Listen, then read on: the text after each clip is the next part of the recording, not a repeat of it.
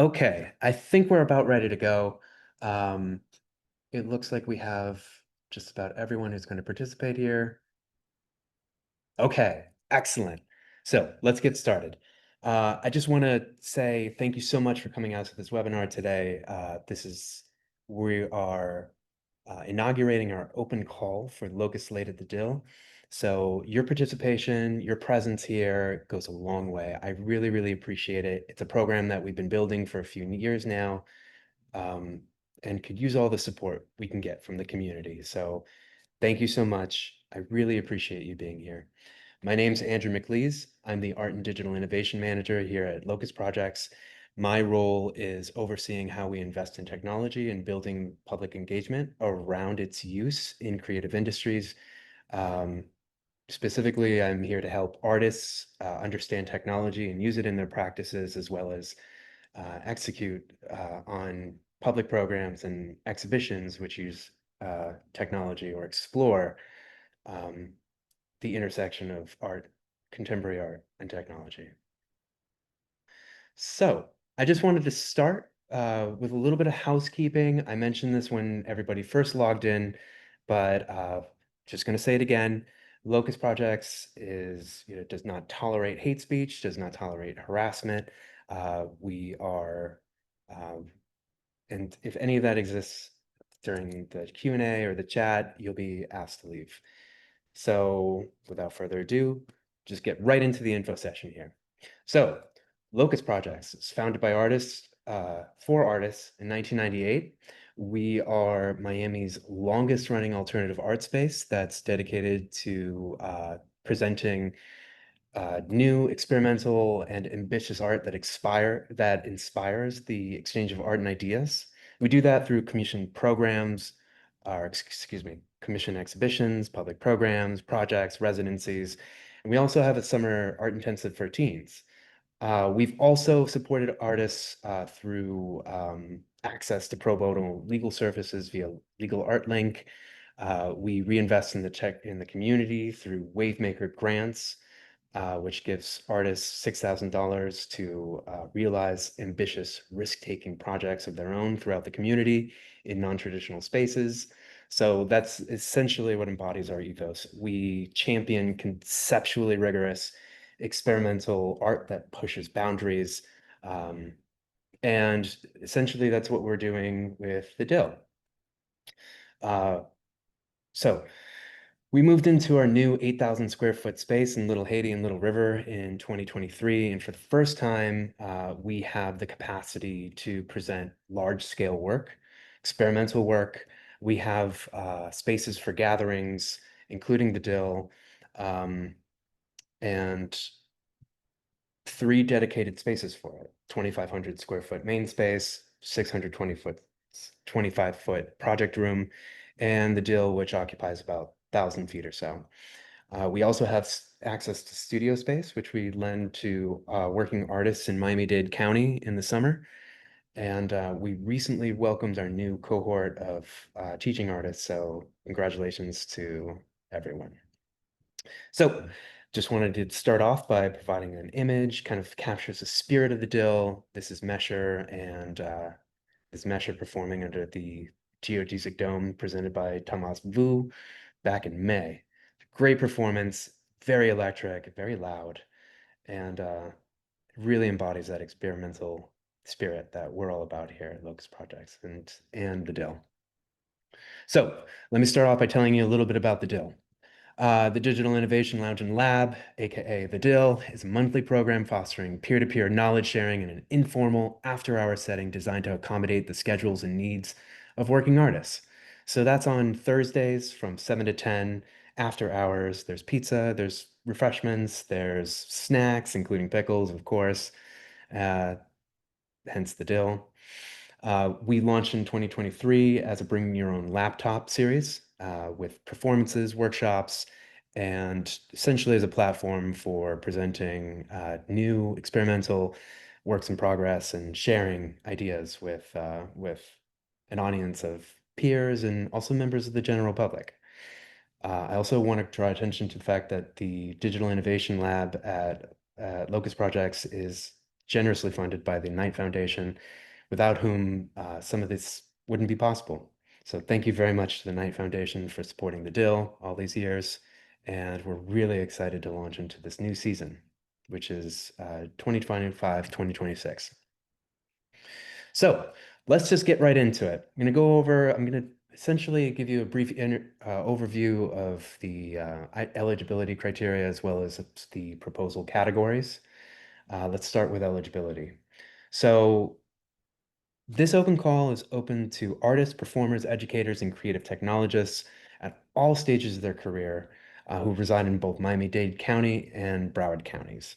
Um, Unfortunately, Palm Beach is not eligible, nor are national or international artists. This is a locals only event by locals for locals. Uh, the proposal may center practices in sound, video, code, performance, installation, or other time-based or digital media. Projects and workshops that blur disciplinary boundaries or explore emerging technologies are especially welcome. One thing that we've added to our proposal categories, which we'll get to in a second, are collaborations. And these kind of exist as takeovers where a cohort of collaborators or a group of artists or educators might propose an entire night's worth of programming, which spans workshops and performances. Um, but if you're applying as a collaborative group, there has to be a lead contact. So one artist per collaborative event. So who's ineligible? LLCs and organizations that are established for commercial enterprise are not eligible. For-profits, not eligible. Um, Artists who participated in the last season are ineligible as well. And that spans August 2024 through May 2025.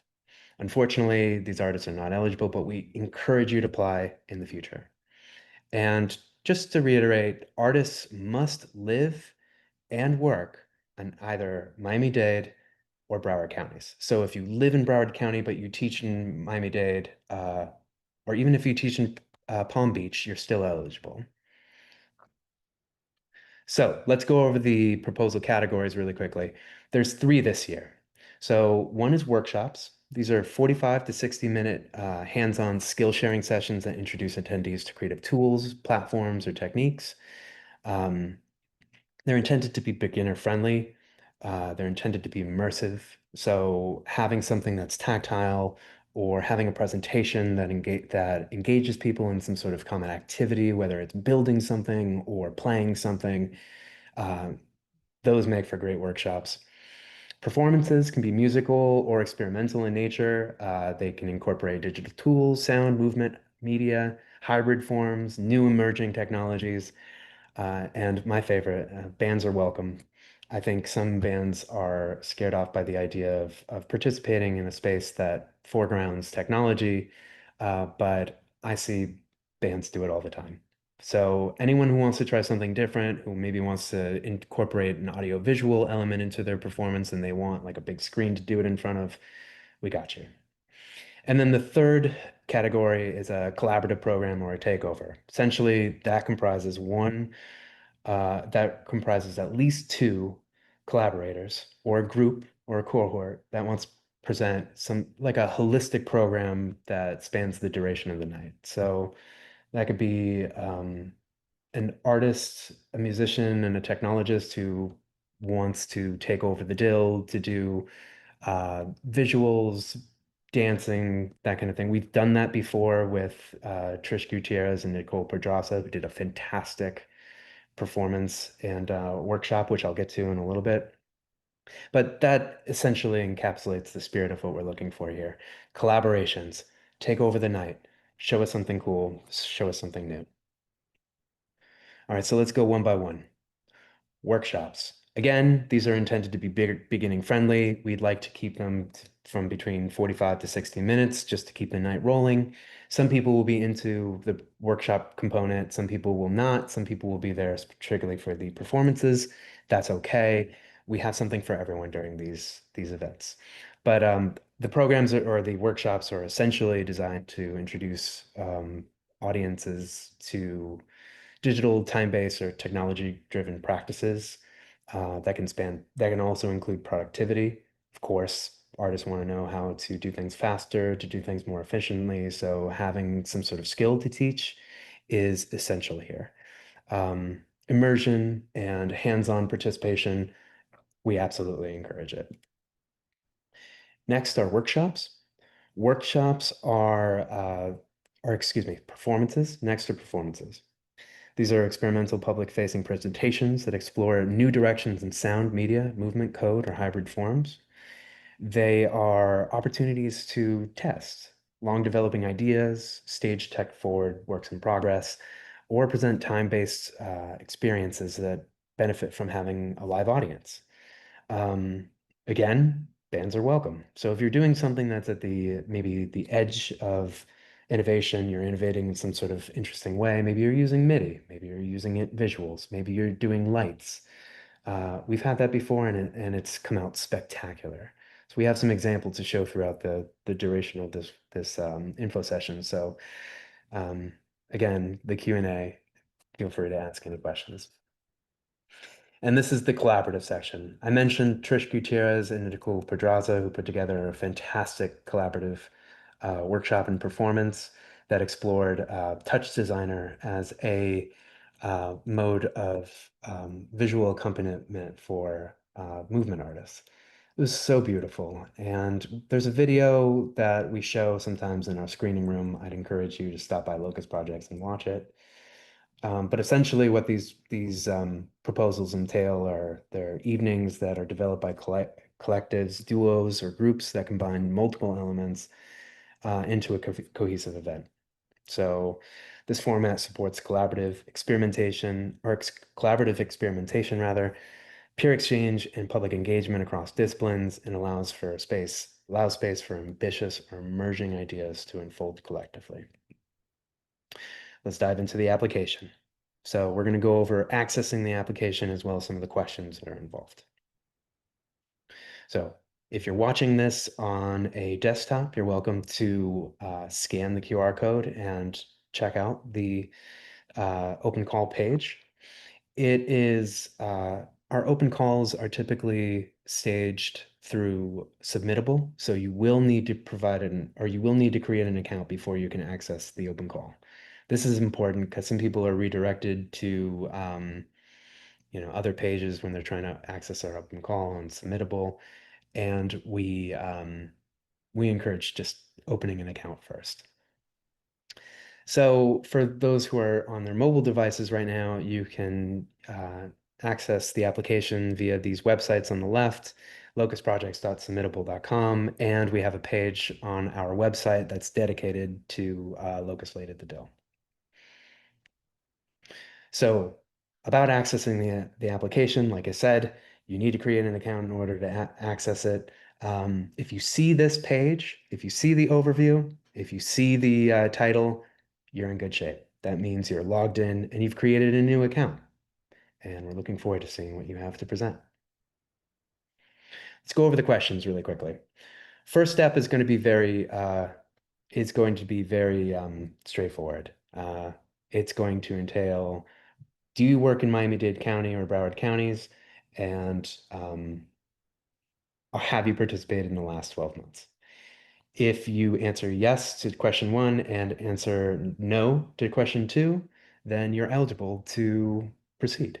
And then we're going to go into the main bulk of the application, which is a lot of general information. We want to get to know you about your name, your artistic practice, but most of all about your ideas. So the first question I want to bring to highlight is the proposal type. So here is where you have an opportunity to choose either a workshop, a performance, or a collaborative program that essentially takes over the DiLL for a night. I would recommend getting all of your ducks in a row before you answer collaborative program. It helps to have a letter of support from some of these partners. It shows that you've already taken the initiative to go out and build this program, and it shows that you have the wherewithal to get it done. You also want to come up with a very pithy, short, to the point proposal title. which will appear in promotional materials. This is essentially what we advertise your program with.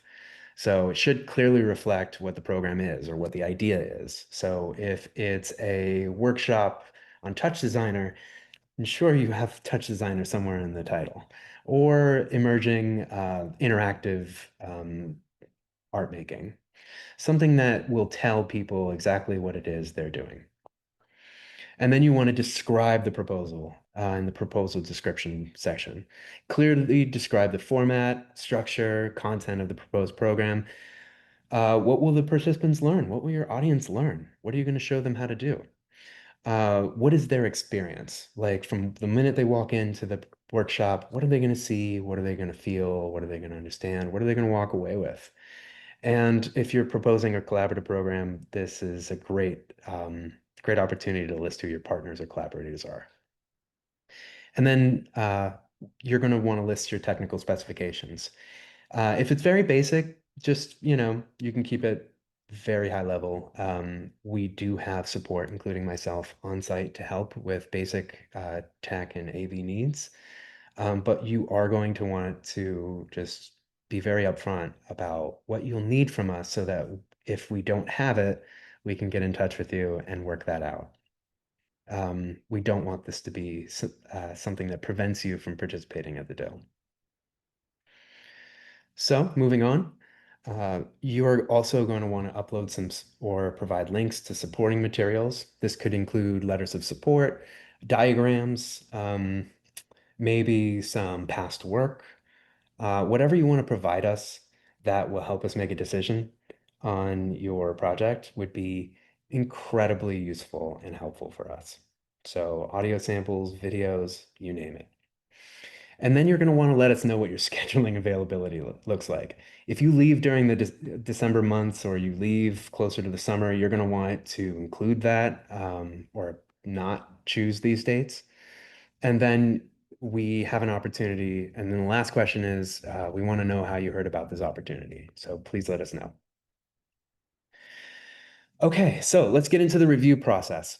The review process is going to happen immediately after the deadline of July 28th. We will convene a small panel of two past DiLL participants, one workshop lead and one performance lead, as well as myself, and we're going to review those proposals. So what we're prioritizing is equity, access, experimentation, clarity, feasibility, imagination, and public engagement. How are people engaging with your work? We're going to select up to 8 programs, whether that's a combination of artists or independent workshop artists and performers, or collaborative programs. We're going to select up to 8, and there will be a couple special programs through the year, which I'll go ahead and select. But more on that at a later date. So once we're finished with deliberations, all applicants will be notified by August 15th, and an announcement will be made in late August. Okay. So in the spirit of transparency, we want to make sure that everyone understands that selected participants will receive up to a $340 honorarium in alignment with wage standards. That's working artists for the greater economy. This is how much we pay relative to wage standards against our total annual operating expenses. So it's a percentage of that that we pay artists. Like I mentioned, we'll also provide very basic AV and tech support as well as promotional support. So through our newsletter, social media channels, and website. Okay, let's get into deadlines really quickly before I open up the floor to Q&A. Let me just check in the Q&A really quickly. Okay. So here are the deadlines. Most important one that you're going to need to know is when it closes. So we opened on the 25th of June. We close on the 28th. That's a Monday of July. All right. No late applications will be permitted. The applications close at 11:59 Eastern Daylight Time. So just heads up. On July 30th, we'll begin deliberation. It'll take about a day. So I'll convene the DiLL review panel and reach out to them in advance. And we will notify all of our artists after we've, reached out, gotten feedback or clarity if we need it. We'll announce the artists on August 15th, uh, following the finalization of contracts. And then in late August, we'll announce. So this will be fun. There'll be a moment where we get to share some of the stories of the people who are participating with us. It will also most likely accompany a press feature on the evolution of the DiLL. So we're looking forward to sourcing some testimonials from our past participants. And this is where you can find a little bit more info. Again, apply for this opportunity on Submitify, or excuse me, Submittable, Submitify. Um, Create an account first. And you can also find the open call on locustprojects.org, or you can stay connected with us on social media on Locust Projects on Instagram. We're also on Facebook and on X, but we're mostly active on Instagram. Okay, so without further ado, we're going to open it up to the Q&A. So if you haven't sent any questions yet, I'll give you a couple minutes to do so and answer some of the questions that have already come in. So I'm looking at a question by Diago. Excuse me for one moment while I read it.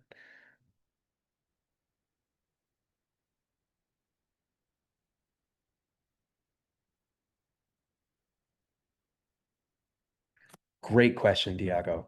So first one is, if I apply as lead artist for a collaborative program, are the artists that are ineligible to apply not allowed to be a part of the collaborative group? I think this is a great question. Thank you so much for this. Um, the artists will be able to be a part of the collaborative group. We're a little bit less, what's the word? We're a little bit less strict about who's involved in collaborative programs because it can involve multiple people, and these can be ensembles or cohorts, organizations, like artist-run spaces, that kind of thing. So yeah, you can include artists that are part of the last season. I suppose that's one way of working them in, but they can't be the lead. Like, let's say you're the lead um, workshop artist. If they are being included as the lead performance artist, then we're going to have a little bit more difficulty squaring that than if maybe the performance component is comprised of more than one person. For instance, let's say the performance involves Richard Vergez, who's in this slide, and another member of our community. And this is being billed as like a music performance. There's a name to the project. There's this, there's that. That's fantastic. Um, we just don't want to see we don't want to see we don't want to foreground, or we don't want to make too prominent the fact that we're using somebody from, or we're including another participant from the previous season. I hope that answered your question. Moving on to the next. All right. Is it preferred that the program being taught or shown is a completely free program, or can be a program that is relatively cheap? Uh, so as part of our mission of accessibility, Locust Projects, all of our public programs are free and open to the public. So uh, that's why we're very transparent about what we pay. We do not have ticketed events where somebody can be potentially paid more by, packing the house. We like to kind of structure this program as a very kind of informal after hours meetup for creative people who want to learn more about the intersection of art and technology. So, in that spirit, we want to make sure that everything is free and as accessible as possible to get as many people in the door. Um, so yeah, thanks for the question. This is fantastic. Okay. For the next question, uh, for art as part of a collaborative, and there's only two, if one lives in Miami-Dade, does that count as eligible? Or would you need three people with two people residing in Miami? Uh, Let me be specific. If one of the lead presenters is based in West Palm Beach, then that person is ineligible. But let's say it's a part of a band where one of the members live in West Palm and, has to commute. Um, that absolutely counts. So if, let's say, the workshop presenter is resides in Miami-Dade County, and the performing artist resides in Broward, and one of the members of the ensemble lives in West Palm, then you are eligible.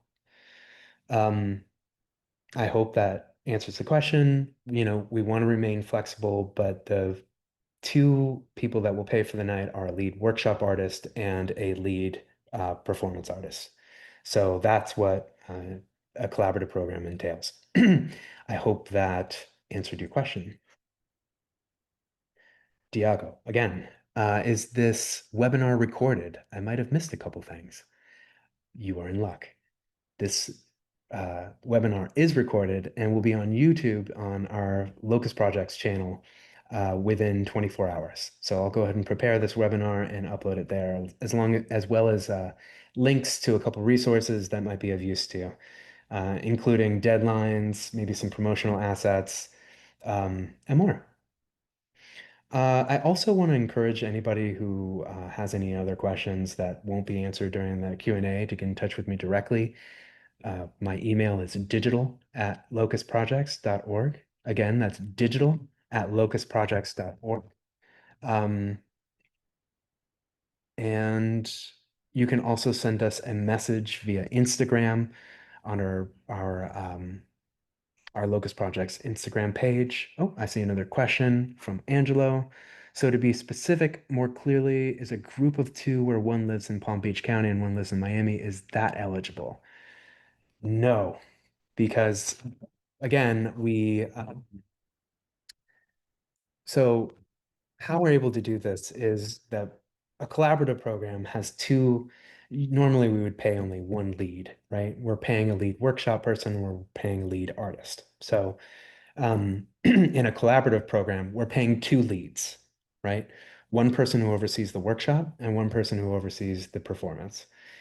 With that in mind, the second lead cannot be from outside of Miami-Dade County. So it's important that you are very upfront about that as well.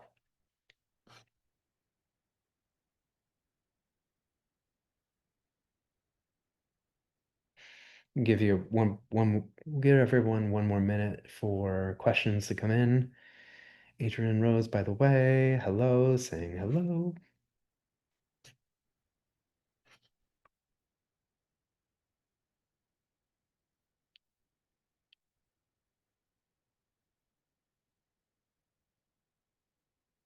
Okay. Well, I think that about concludes the workshop. Really looking forward to everybody's ideas, to seeing what everyone has to offer. Again, Locust Projects, we champion experimental, risk-taking projects that expand on your individual artistic boundaries and practices.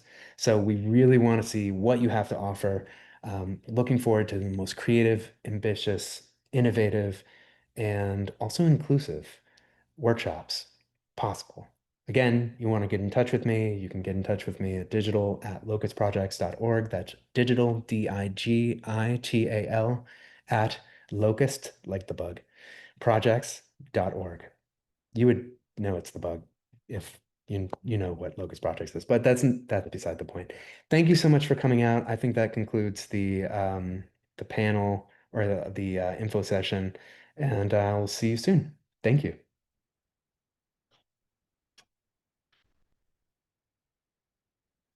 Oh, is there a length of time specified for the performance? We like to see between 15 and 30 minutes, but longer is good as well.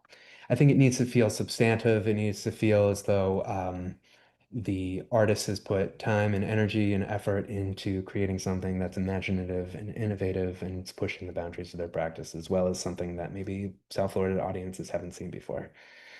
Um, so yeah, I hope that answers your question. And yes, please apply, Richard. Um, I encourage everyone on this um, info session to apply. Okay, that's it. Thanks, everybody.